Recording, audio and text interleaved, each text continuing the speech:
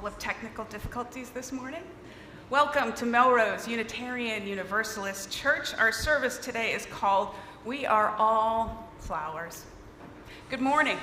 Good morning. Hello everyone.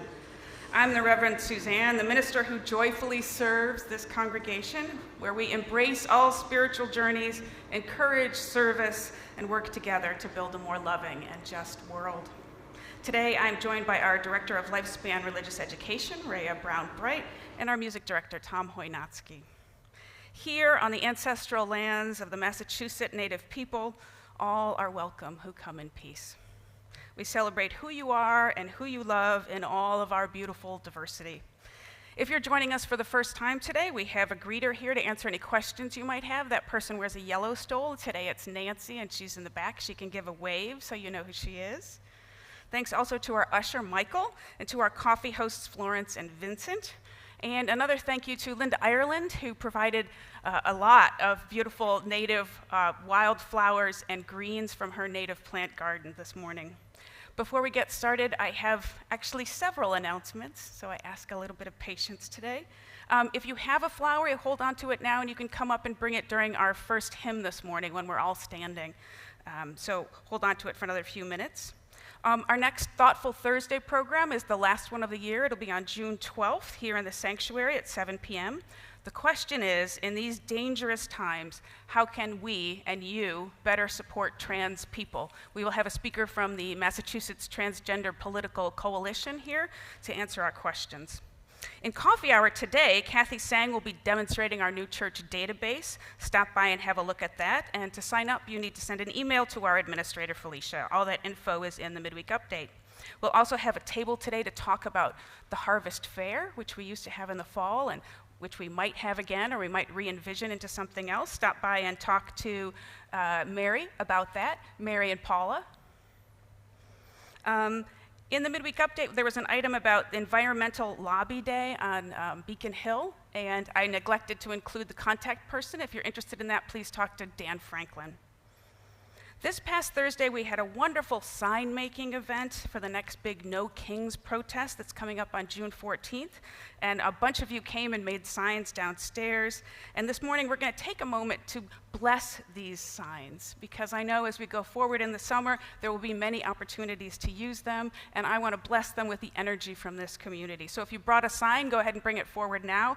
You can see some of the wonderful ones up here. Rhea is going to bless them forward. For us.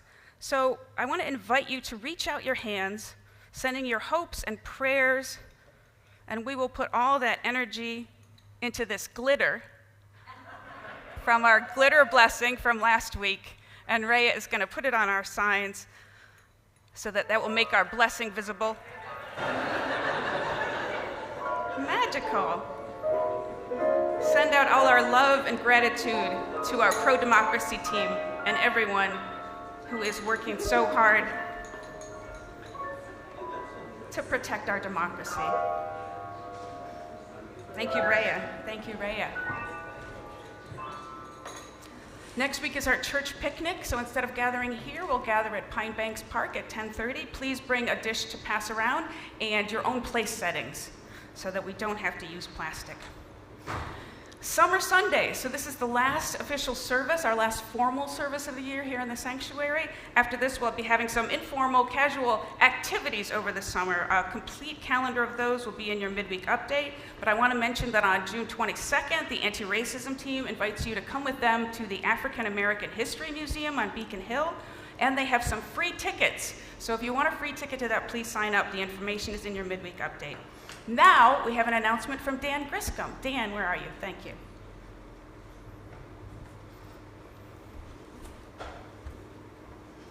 Good morning. I've been managing the coffee hour for a couple of years now, and as we all know, coffee hour is one of the most important rites of the UU Church. We have 34 volunteers who host 2 or 3 times a year. A little louder.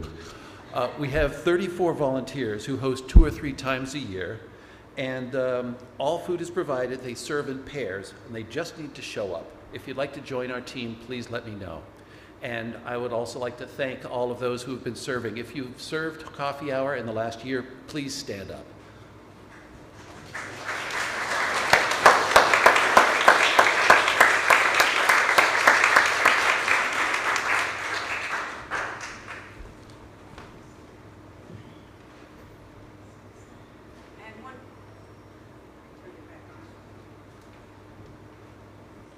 One more announcement from our board president, Liz Folzer.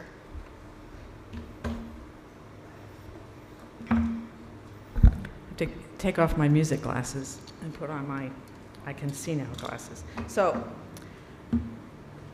this is Flower Communion Sunday, but I think I'm going to rename it Gratitude Sunday. One of my first jobs as president was to sort of oversee Gratitude Sunday, but I also was offered to play, you may remember this from last year, Tom had brought an arrangement of First Time Ever I Saw Your Face and invited me to play it. It was beautiful. It was hard. And I'm not really a soloist, and I was really in...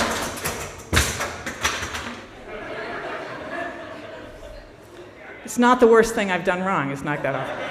So I was really in that space, and Jenny, who was really on her way out as president, came up to me, you know, and not only had I kind of grown in service with Jenny, I learned a lot from her, but we really became close, and I had made a conscious decision to maintain that friendship, and we have done that, and it's one of the great gifts of my time as vice president. She came up to me and said, "Do you have anything planned for me today, Liz?" And I'm thinking, come in here, come in. No.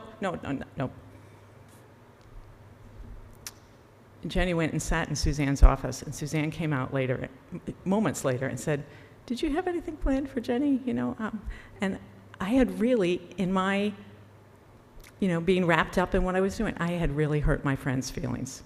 And it's all the worse knowing after a year how much it means to me when people turn to me and say, "Liz, you're doing a great job." So we're going to thank some people.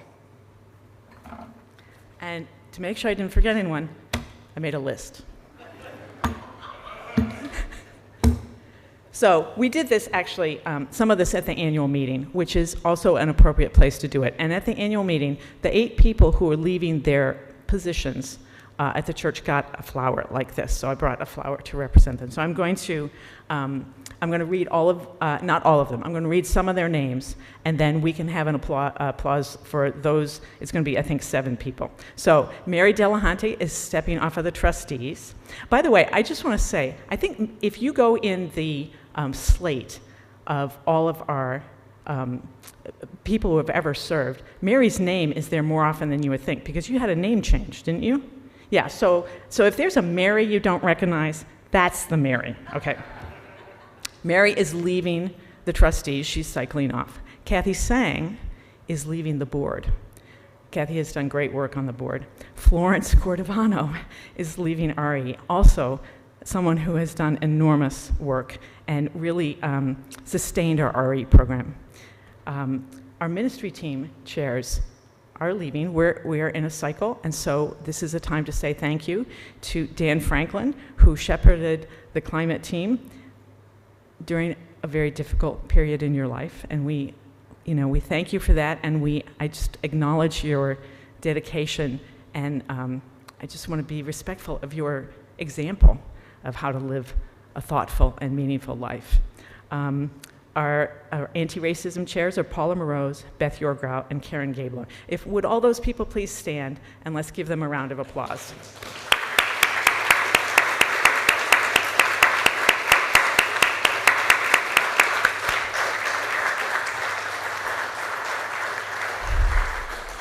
So those people all got a flower, either at the annual meeting or delivered to them afterwards. We've had an incredible year as a church. We accomplished some really great things. We created a membership team, and Janice Bissix, Amy Cooper-Ailes got that team together, and they got us a caring team, which is now headed by Susan Danielson and Mary Hildebrand. And this was an enormous step forward, and in really knitting our church together. And I want to thank them, and I'll offer a round of applause for those people. Can you stand up? Susan and Mary, and Janice is at the Cape, and Amy is not here. Thank you.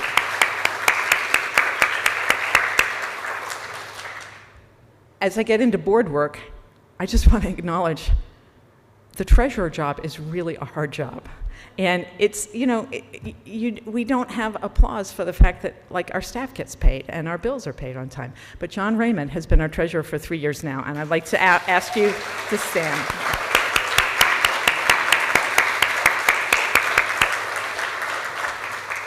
We've accomplished some enormous governance issues, and we had a large discussion about leadership roles. We're going to continue that discussion. The board continues to talk about it. We took the opportunity to go through our bylaws and make a lot of important fixes. The syntax lines up, the grammar is correct, the punctuation is correct, the practices line up with what's in the bylaws. And when I say we went through our bylaws, I mean Gretchen Locke went through our bylaws. And so if Gretchen, would you take it? Our clerk, Gretchen Locke.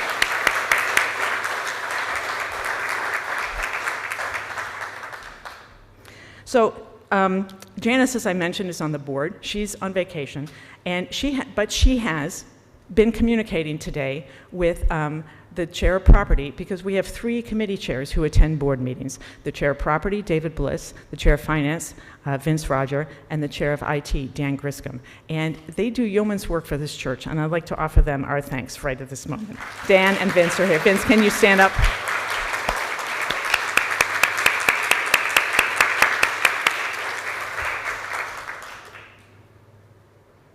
So Kathy is leaving the church.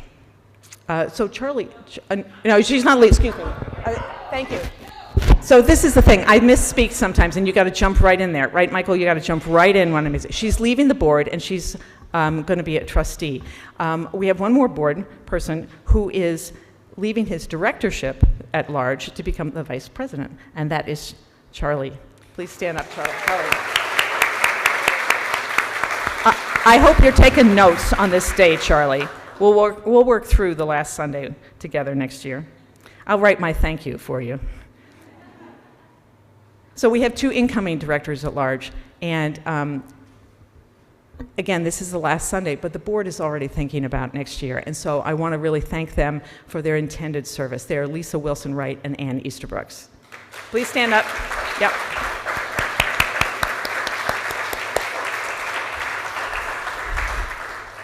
Okay, so the rest of this is about one person who stepped up to do a job that she didn't want to do. We had an opening for vice president. Traditionally, our vice president serves for 2 years and then is asked to be president for 2 years. And we couldn't find anyone to do that. And we ended the annual meeting last year with a hole in that position. And let me tell you, I was pretty concerned about that. And I set up a bunch of meetings with people to, would you be my vice president, please? And then in comes the cavalry to say, you know what, I could be vice president for a year. Here are my terms. I think they're pretty reasonable. I'll do it for 1 year. I will not be president. I will not do it for 2 years. And that was a great gift and a great offer. Please, Mary Beth Griscom. Come up for a hug, Mary Beth.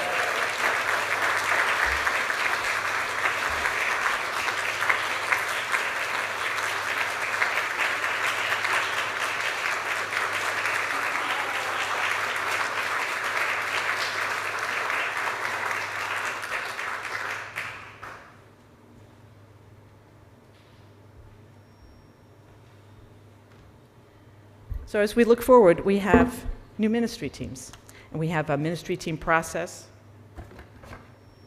that is underway. Lisa, I'm going to leave these up here, but try and leave them out of your way. And we have proposals that, to me, affirm the process. The process asks ministry teams, asks our social justice leaders to reevaluate every couple of years, what do we really need to do? How can we meet the moment? And so we have a pro-democracy team that has an incredibly strong team, a large team, and is active, has an active email list, and has really great proposals. So we also have a renewed anti-racism team. This is the third cycle that we have a proposal from the anti-racism team, and every time the proposal gets tightened up, it meets the moment exactly. And so we are really excited. The board will vote on these teams Tuesday night. Our meeting is at 7 o'clock, Tuesday, June 10th. Anyone who would like to come is always welcome. If you'd like to come and speak even as a pro forma way about the ministry teams, we're more than happy to welcome you. And so our ministry team captains are, for the anti-racism team, Karen Gabler, Paula Moroz, and Beth Yorgrau. And I didn't write down the captains for it's Ginger and Mary Hildebrand and Susan Danielson. If you six would please stand up and receive the gratitude of the church.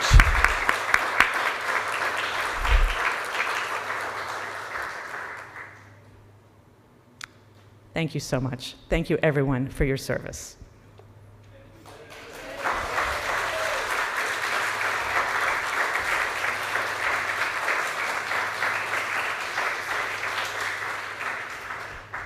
Thank you, Liz. All right, that does it for the announcement, so it's time to move on to the meat of the worship service. If you would like to follow along with our electronic order of service, you can use this QR code here, point your camera at it, and it will take you to a page on our website. People at home can follow along by clicking on the worship box, and it will take you to the page where that is. So, and now I'm passing over to Rhea. All right, now let's have a good look at our beloved community and turn to say hi to all our church friends and not yet friends far and near. Say hi, welcome, and good morning.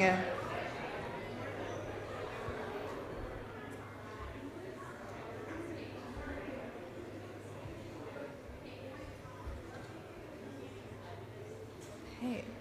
Today's service is multi-generational, and it will have a different structure from our usual service. The story will come in 4 parts. The parts will be intercepted with meditation, activities, and a short homily of about 5 minutes. It'll keep us moving and engaged because we know folks of all ages have different needs. If you need to move and create during worship, please feel free to get up and do so. There's fidget items in the cart up front over here, and in the back, there's coloring pages that match our story today. And also back in our family area in the back, we have dance ribbons also up front. So if you want to twirl around to hymns, please do so. My only ask is you keep away from the flowers. I think we have enough that if even some of the adults would like to ribbon dance, you are invited to do so. And finally, we also have a paper flower activity in the family area in the back set up with instructions on how to do it. It's with tissue paper and pipe cleaners, so if you would like to do that, that is open and available to you. Now, please, parents, please relax. Know that you and your children are welcome here exactly as you are. For those who are hard of hearing, I invite you to choose a new seat that may be further away from children if you are worried about their joyful noise. This is an important time for us to all be together and to teach each other about congregation and worshiping together. I now call us to worship this morning with these words from Thomas Rhodes called "All of Us Are Beautiful." We come in a variety of colors, shapes, and sizes. Some of us grow in bunches, and some of us grow alone. Some of us are cupped inward, and some of us spread ourselves out wide. Some of us are old and dried and tougher than we appear. Some of us are still in bud. Some of us grow low to the ground, and some of us stretch towards the sun. Some of us feel like weeds sometimes. Some of us carry seeds sometimes. Some of us are prickly sometimes. Some of us smell. And all of us are beautiful. What a bouquet of people we are. And now to light the symbol of our faith, the flaming chalice. Here to light ours this morning is one of our incoming board members, Lisa Wilson Wright.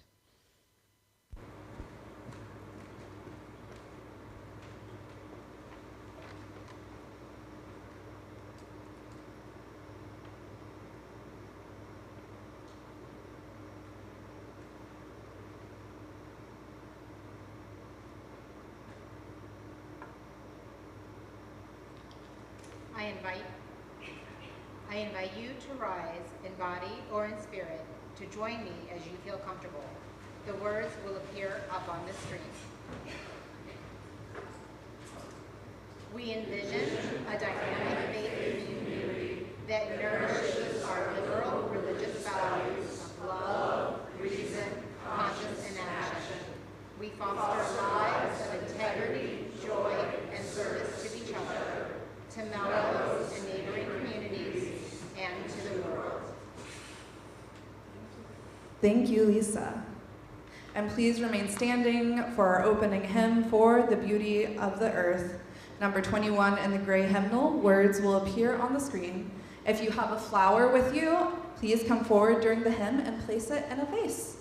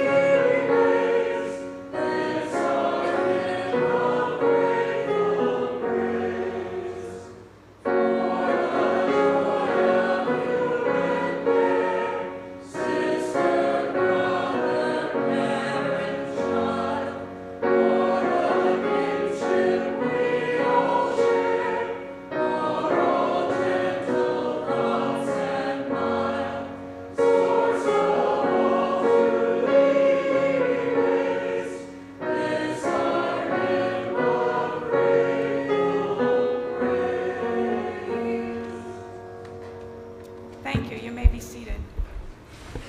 See, there we go. Our story today is We Are All Flowers by Orla O'Sullivan. Part 1. We are all flowers, each and every one. We're freshened by water. We reach towards the sun. Sometimes we're strong flowers, super confident, like a big dandelion pushing up through cement. And some days, we're droopy, a bit tired or unsure, a bit worried or lonely, or sad or heartsore. We have droopy times, so it's just great to know how refreshing each other helps flowers to grow. It helps you and your friends and your family and me and your classmates and teammates and community. You can change the whole day if you can water one flower. You can change the world with super watering power. Now, we're gonna take a break from the story now to think about it. The author is using a metaphor. Do any of you know what a metaphor is? Yeah, Allison?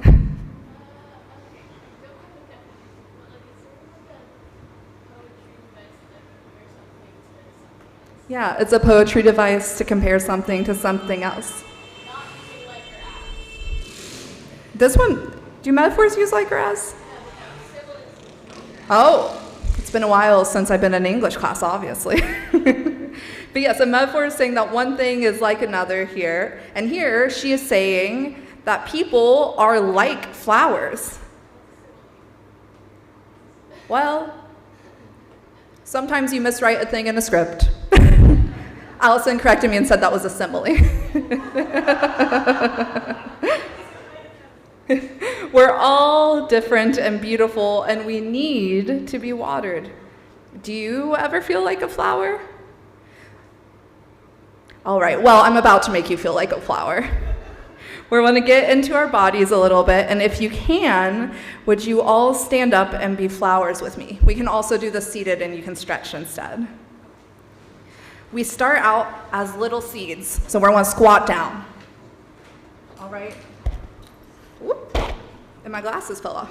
And now, after a little seed, you're going to grow, get tall, get tall, get tall. And now turn to the person next to you or behind you if there's not a person next to you. And you, one of you, is going to turn into a watering can. So you can do your arm on your hip, kind of like a teapot, but this time you're a watering can. And if you are willing, start and water the other person. We all need to be watered. I'm watering all of you. All right, and now switch. If you are the watering can, be the flower, and if you are the flower, be the watering can. Wonderful. Thank you, thank you. And now Reverend Suzanne's want to come up and tell part 2 of our story.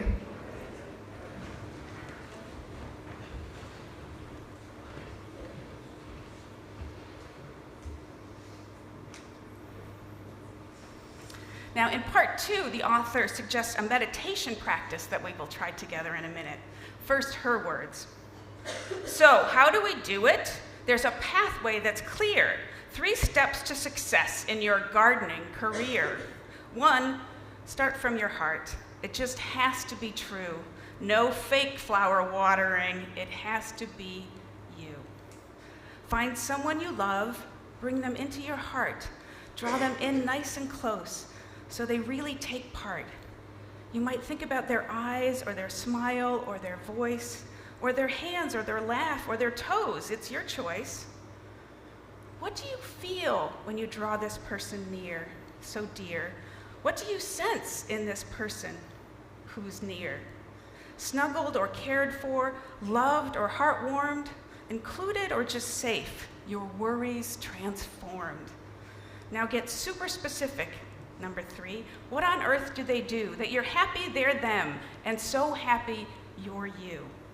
It can be big or little, something loving or wise or patient or generous, a lovely surprise. It can be them not shouting when you were so cross or making ice cream with the best chocolate sauce. Maybe holding you close when you were so scared or listening deeply so that you really felt heard. It can be anything, so let your heart explore and find one thing about them that you just adore. Don't fill up a bucket and drench them all quick. A gentle cascade is what will do the trick. With precision and care, you can refresh with ease, and their hearts will blossom with your expertise. So now I'm going to invite you into this meditation practice, short one. Get comfortable, take a deep breath in, and go ahead and bring into your mind someone that you love. Let that lovely warm feeling rise up in your body. Feel the warmth around your heart. Think on that person. Feel on that person. What are the little things that you love about them? Have you told them recently? What if you told them today? Now imagine telling them. How would that feel? I'll give you a moment to feel those feelings.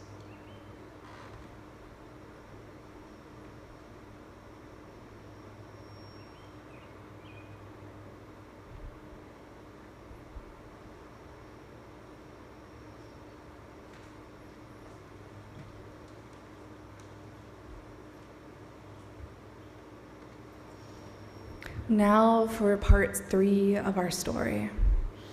When we water flowers, we're presenting a prize, and people can glimpse how things look through our eyes. We see things differently. Things mean different things. Some of us love seesaws, and some of us love swings. Some of us love bedtime songs. They help us rest deep. Some yank up the covers and say, "I'm trying to sleep." Flower watering helps us to be known and seen, so we know how things feel when they mean what they mean. With practice, flower watering is an everyday joy. It's indubitably a great skill to employ.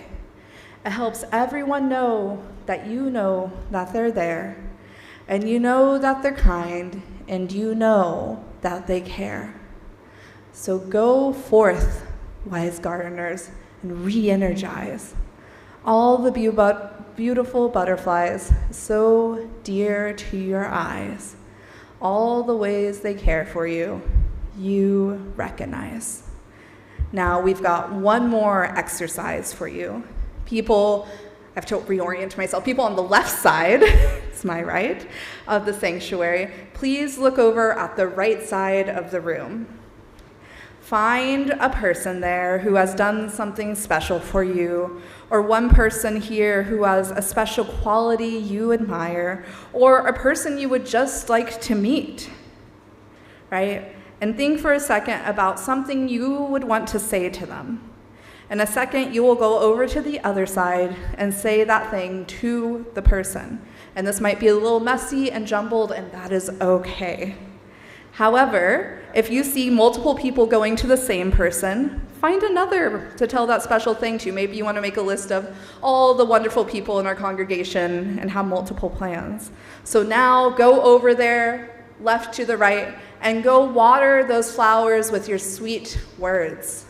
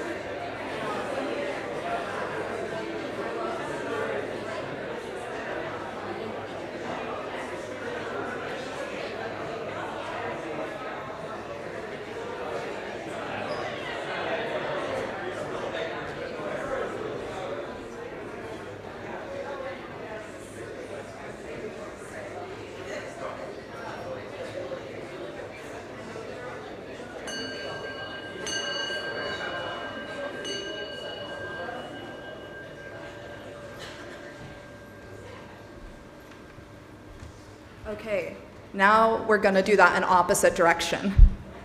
So Left side, go over to the right side and give your sweet compliments to those people. And once again, if you notice someone's getting a lot and someone else isn't, just peter around. Make sure you all feel the love.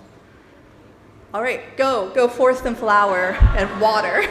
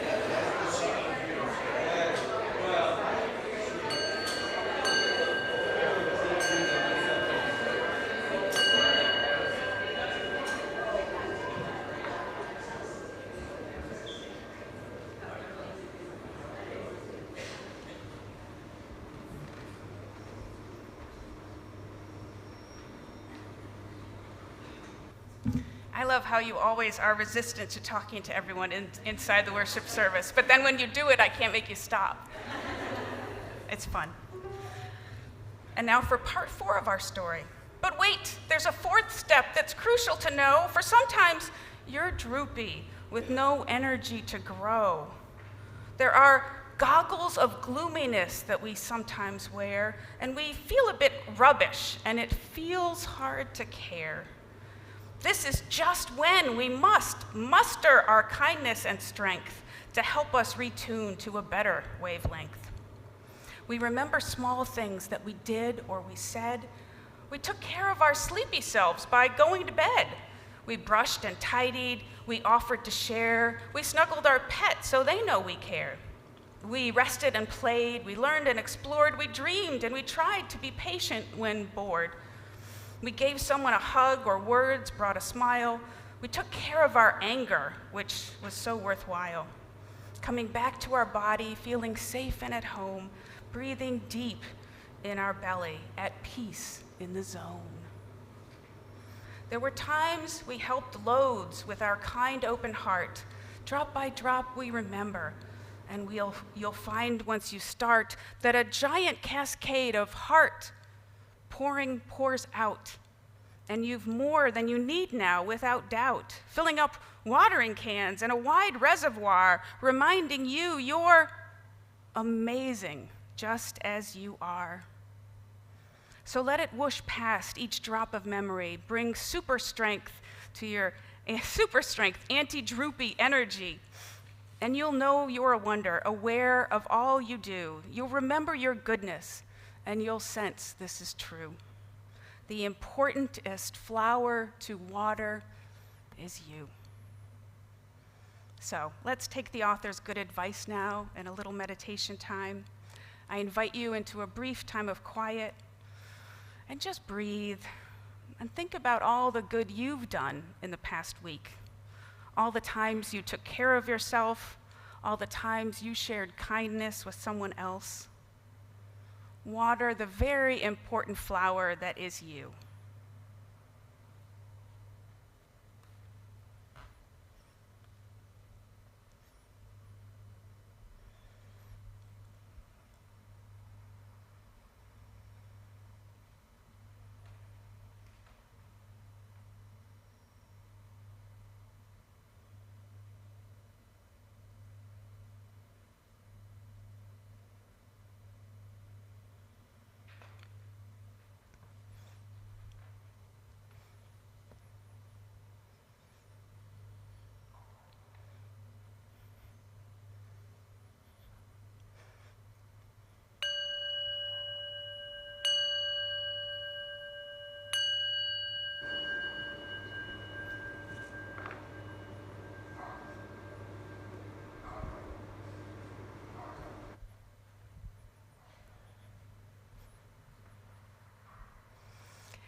Every Sunday in our worship service, it is our tradition here to share with one another the joys and sorrows of our lives.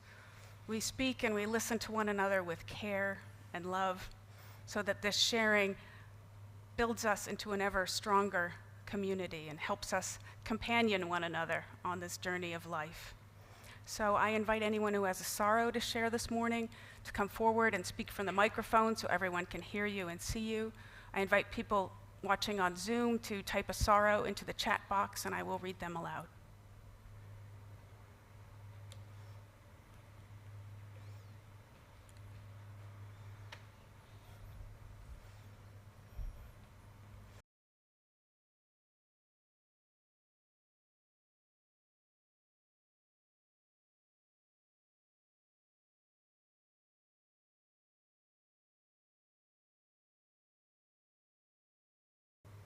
As a symbol of all the joys that have been shared this morning and the joys that remain silently in our hearts, let the candle be for us a reminder to feel and express the gratitude that we have for the many, many blessings in our lives.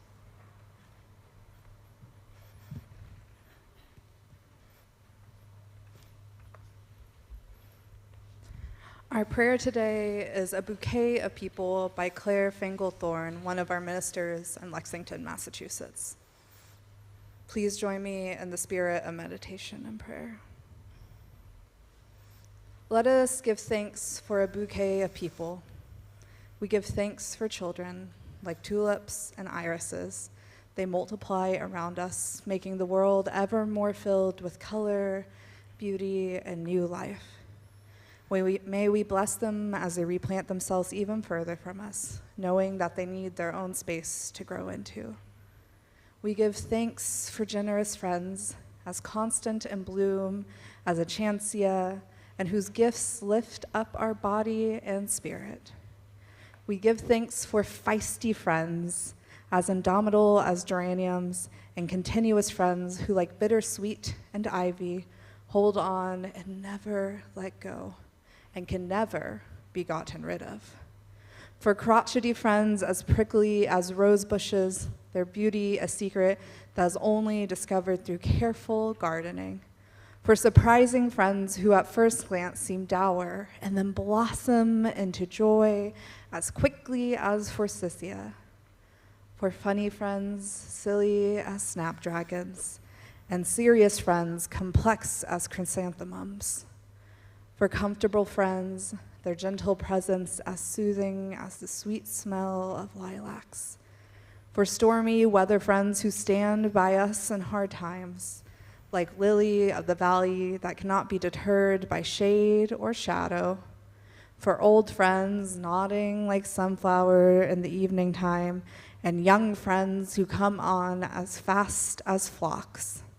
For friends as unpretentious as dogwood, as persistent as pachysandra, as steadfast as azalea, and who like snowdrops can be counted on to see you through the winter and remind you that spring always comes. For loving friends who wind around us like wisteria and embrace us, despite our blights, wilts, and witherings. And finally, for forget-me-not friends, gone but never forgotten. Their beauty lives on in our memories and hearts. For this bouquet of people who brighten our lives, each in their own way, we give thanks. Amen, and blessed be.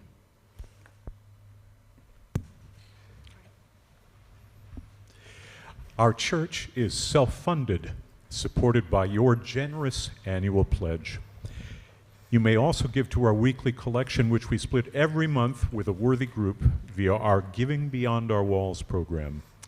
Remote folks can donate using the donation button on the website. And I have the wrong page in front of me right now.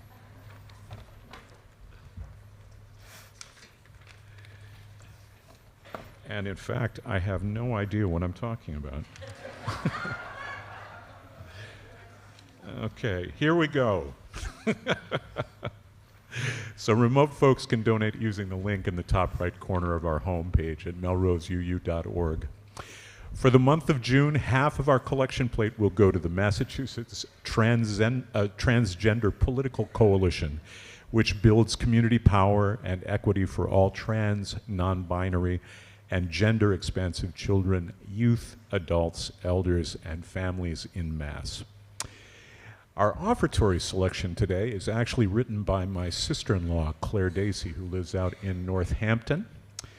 And Claire's a pretty remarkable person. She's a naturalist and an artist and a fine singer-songwriter. And she shared this with me, and I thought, boy, this would be a real nice thing for the choir to do on Flower Communion. So I made an arrangement, and I'm happy that we have the band together again. Here's Alistair and Carol and Liz and Rich. So this is called Healing Wish.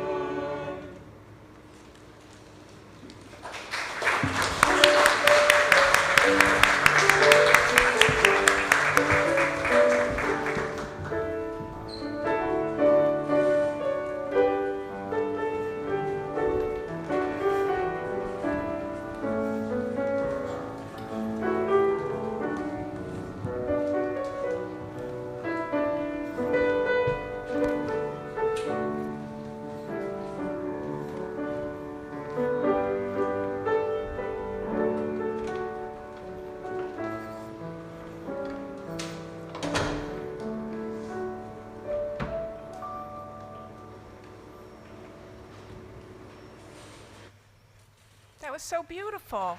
Thank you so much. I see that it is 11:30, so I'm going to do something totally radical. I have a 5-minute homily prepared, and then I'll take flowers during the final hymn. So we've got about 10 minutes more of content. I want to see by a show of hands who would like the 5-minute homily and who would like us to go just go on to the final hymn. So raise your hands if you want to hear the homily. Okay, and raise your hands if we want to go to the final hymn. Well, you know, we use democracy here, but if you need to leave now, please feel comfortable leaving now. Thank you. Please go ahead, and if you need to go. I appreciate that. Okay, whew.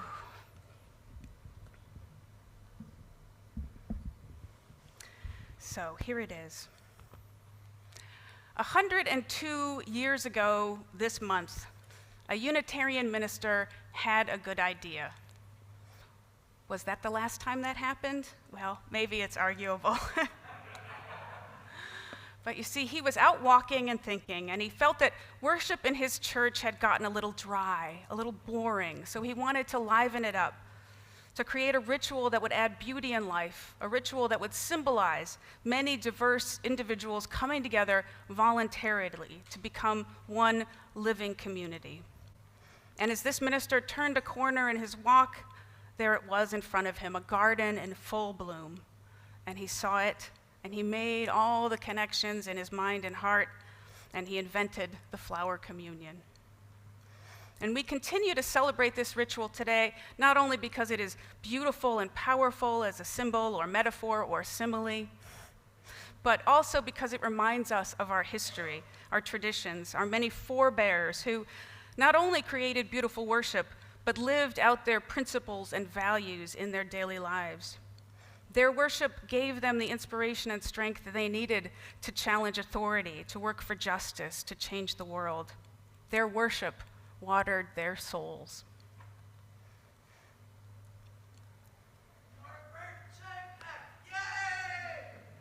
Kathy's a big fan. I appreciate that. Our flower communion was created in 1923 by Norbert Čapek, then the minister of the Unitarian Church in Prague, Czechoslovakia. Like many of us, Norbert was born into a Catholic family, but grew away from the church as a young adult. He became a Baptist minister traveling across Europe until, on the eve of World War I, his radical sermons caught the attention of German authorities.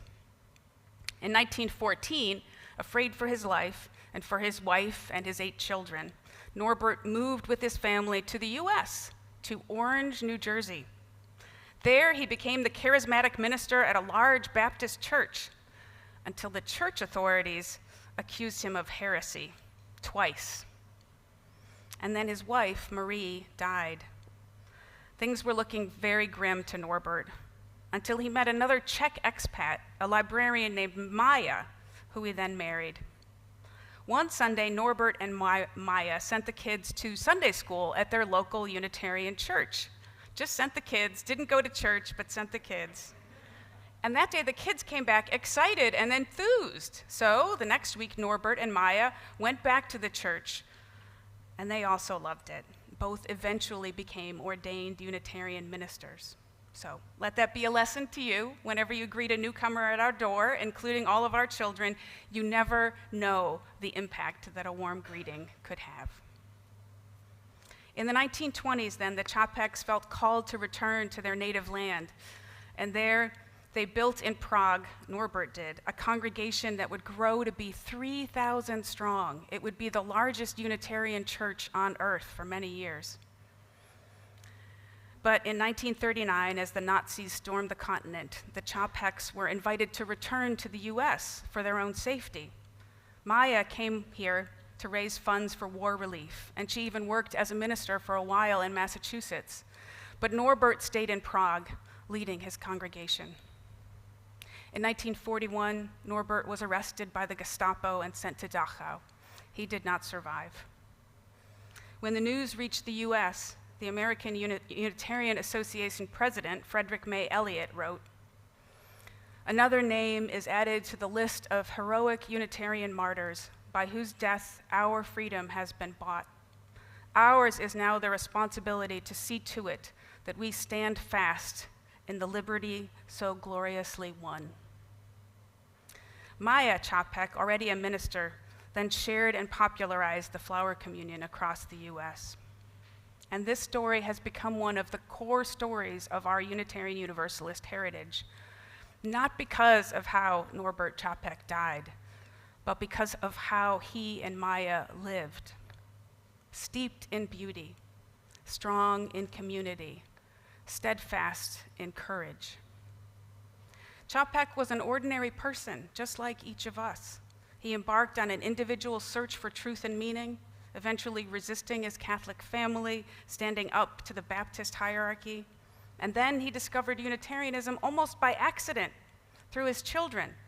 And he found in our faith the freedom, finally, to speak the truth of his heart, and thereby to build a huge and thriving church community. And that faith and that community gave Chapek the strength to face the fascists head on, head held high. May it do the same for us. Let us today live out Chapek's brave legacy. Let us marvel in the beautiful diversity in this bouquet of flowers, all the colors and shapes, all the glory of difference. Let it be a symbol for us of the many beautiful differences in our congregation and in our beautiful multiracial democracy that we are fighting to preserve. May it be a symbol of all of us coming together to create a community grounded in love and support, living out our values of freedom, reason, and tolerance. Amen. Now, as we sing our final hymn, I want to invite each of you to come forward and take a flower, not the one that you brought, but a different one, which symbolizes someone else here in our community. Hold it close to your heart and give it some love. Take it home with you as a token of the love and faith of this community. Our final hymn is Life Calls Us On, which is traditionally what we sing at the end of the year. Please rise as you are able. The words will be here on the screen.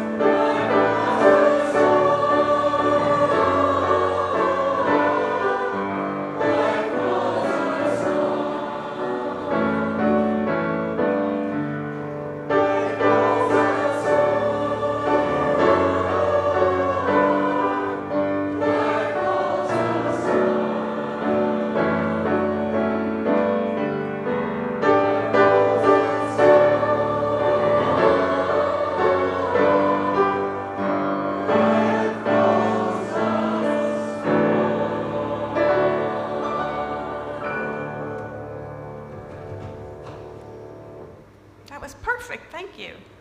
Please, if you would remain standing for just another second and join me in our chalice extinguishing words. We extinguish the flame, but not the light of truth, the warmth of community, or the fire of commitment. These we carry in our hearts until we are together again. Thank you. Please be seated. Our worship has ended. After a brief postlude from Tom, I invite you to join us for refreshments at Parish Hall, which is the big room over that way. And I'd love to get to know any visitors and say hi to everybody. Thank you so much for joining us this morning, and happy Sunday and happy summer. I'd like to say thank you to my wonderful choir. Please give them a round of applause.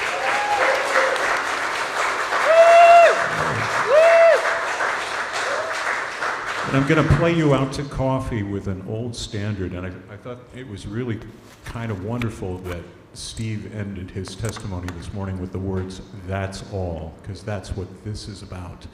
If you don't know this song, it's an old standard. Look it up on the internet and share it with someone you love.